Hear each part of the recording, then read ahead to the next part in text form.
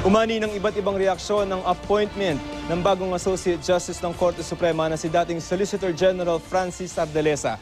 Tiniyak naman ng ibang maestrado na hindi makakaapekto sa kanilang trabaho ang issue sa appointment ni Ardaleza. May-report si Chino Gaston. Kahit si Supreme Court Chief Justice Maria Lourdes Sereno ang isa sa mga humarang sa kanyang nominasyon sa Korte Suprema, sa harap pa rin niya nanumpa si bagong talagang Associate Justice Francis Ardaleza.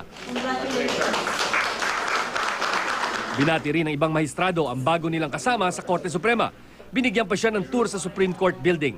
Kung tutuusin, nakuha ni Ardaleza ang posisyon sa tulong ng mga mahistrado na bumotong isama ang pangalan niya sa listahan ng mga pagpipilian ni Pangulong Aquino. Hindi kasi nakasama nung una ang kanyang pangalan sa listahan ng Judicial and Bar Council, bagay na kinwestiyon mismo ni Ardaleza sa Supreme Court. Ang dating Solicitor General, ang ika-173rd na Supreme Court Justice, papalitan ang nagretirong si Associate Justice Roberto Abad.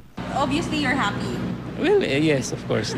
Si COA Chair Grace Pulido-Tan, nakasama sa shortlist ng JBC, natuwa raw sa appointment ni Ardaleza. I'm sure that God has other plans for me. Hindi lang si Sereno ang tutol noon sa nominasyon ni Ardaleza. Kasama niya dito si Associate Justice Antonio Carpio. Pero kahit hindi man sila magkasundo-sundo, paniwala ni dating Supreme Court Chief Justice Artemio Panganiban, hindi ito magiging problema sa pagtatrabaho ng Korte Suprema.